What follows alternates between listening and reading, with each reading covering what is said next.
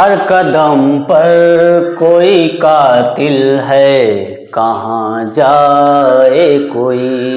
Hello दोस्तों, स्वागत है आप सभी का आपके अपने यूट्यूब चैनल। दोस्तों मैं रामरूप शर्मा। आज मैं आप लोगों को क्लास 10th और 11th में पूछे जाने वाले सांख्यिकी चैप्टर में माध्य, माध्यक और बहुलक को सिखाऊंगा, उसके कॉन्सेप्ट को क्लियर कराऊंगा, उसके बाद उस पर आने वाले प्रश्नों को हल कराऊंगा। हमने यहाँ माध्य, माध्यक और बहुलक लिखा है, तो इससे पहले हम ये जानते हैं सांख्यिकी में क्या दिया होता है, आंकड़े दिए होते हैं। और सबसे पहले हम आंकड़ों को जानेंगे, आंकड़े के प्रकार। तो नंबर 1 पे जो आंकड़ा होता है ये होता है अवर्गीकृत आंकड़ा।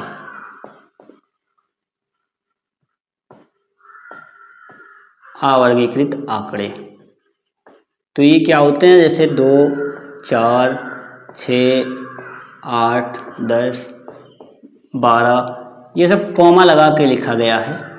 ऐसे दिया होता है तो इसको हम कहते हैं अवर्गीकृत आंकड़े। लेकिन दूसरे नंबर पर जब हम बात करेंगे उसको कहेंगे वर्गीकृत आंकड़े। वर्गीकृत आंकड़े। वर्गीकृत आंकड़े में क्या होता है, आंकड़े जो दिए होते हैं वो टेबल बनाकर दिए होते हैं। जैसे मान लीजिए हमने यहाँ पर ये बना लिया,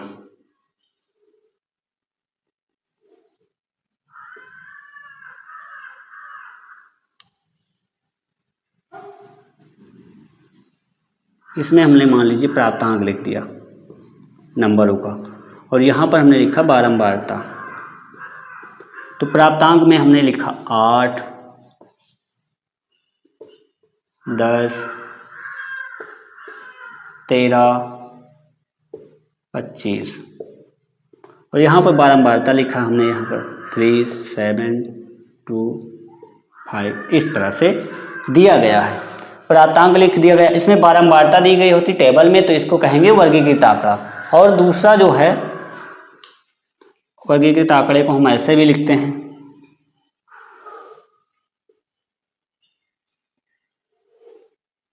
इसमें वर्ग अंतराल दिया होता है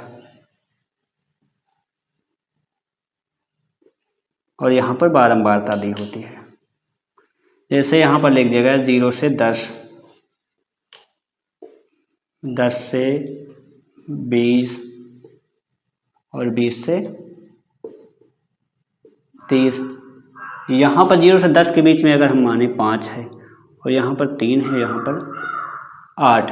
0 से 10 के बीच वाले 5 हैं, 10 से 20 यानी 10 से 20 नहीं, यहाँ 11 से काउंट होगा, क्योंकि 0 से 10 इसके बीच में आया था, तो 11 से 20 तक जो आएगा इस 3 में आ जाएगा। और यहाँ पर 20 से 30 दिया गया है, या 20 नहीं, 20 के बाद 21, क्योंकि 20 यहाँ तक है। तो ये हो गया वर्गीकृत आंकड़ा। अगर और हम लिखें इसमें,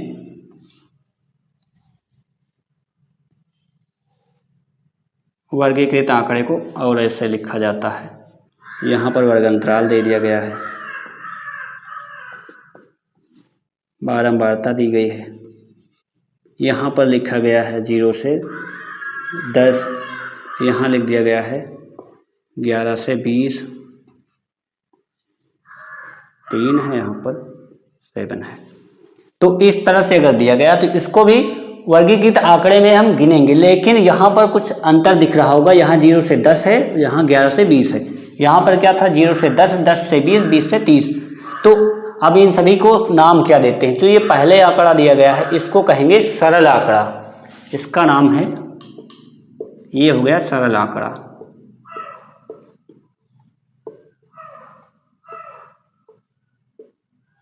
और इस दूसरे वाले को, इसका नाम है सतत आंकड़ा। सतत आंकड़ा। और यहाँ पर जब ये दिया गया है, इसको अंग्रेजी में कॉन्टिन्यूअस डेटा कहते हैं, इस वाले को कहेंगे असतत आंकड़ा।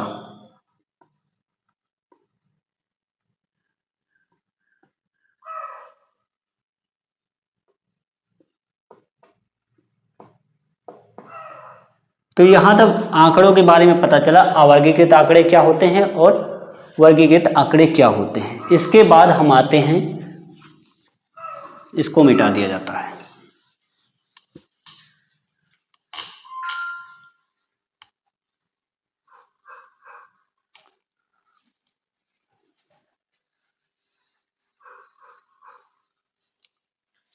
अब आते हैं माध्य पर। माध्य निकालने की कितनी विधि हैं? तो सबसे पहले माध्य जो है ये हो गया अवर्गीकृत आंकड़े के लिए। कैसे निकालेंगे? अवर्गीकृत आंकड़े के लिए माध्य।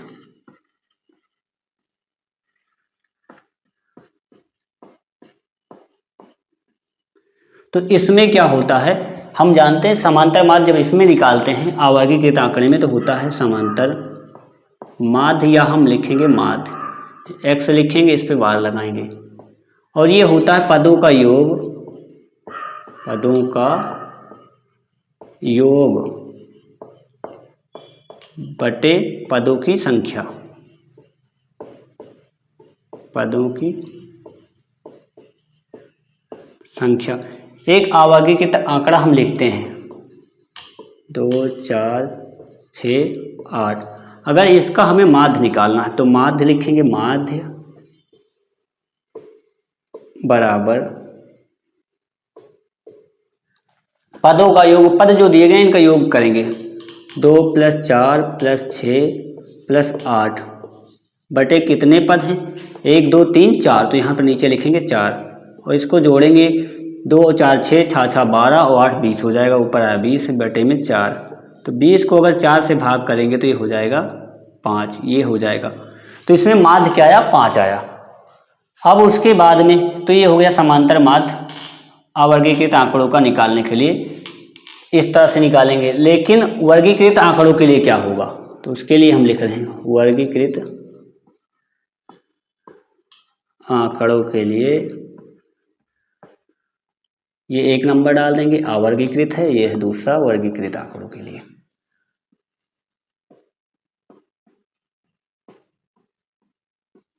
तो इसमें जो विधि दी गई है, पहले दी गई है प्रत्यक्ष विधि, इसका नाम है प्रत्यक्ष विधि।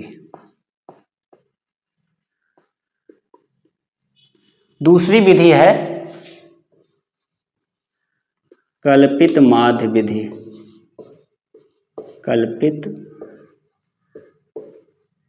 माध्य विधि। अभी इन सभी को हम फार्मूले में भी बताएंगे। और तीसरी विधि जो है यह है विचलन विधि,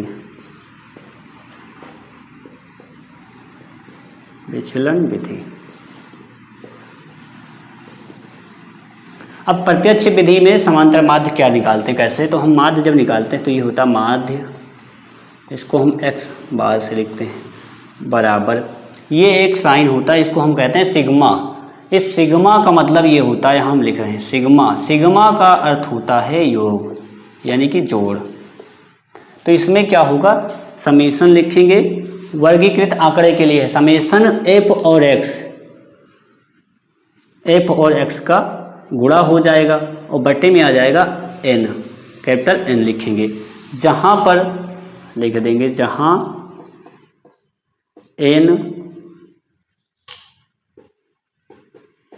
बारंबारता का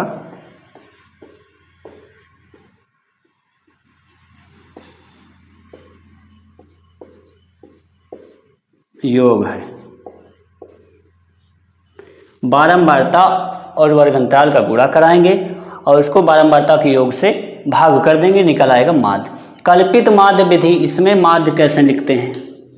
तो माध्य x बार बराबर ये हो जाएगा a plus summation f into D upon n। हमने अभी पीछे बताया कि n इक्वल टू क्या होता है, बारंबारता का योग। यहाँ पर a बराबर क्या हो जाएगा, a बराबर हो जाएगा कल्पित माध्य, a को कहेंगे कल्पित माध्य। उसके बाद ये d जो है, d इक्वल टू होता है x माइनस a, ये होता है। अब आते हैं विचलन विधि पर। इसमें क्या फार्मूला लगाएंगे, माध्य बराबर हो जाएगा इसमें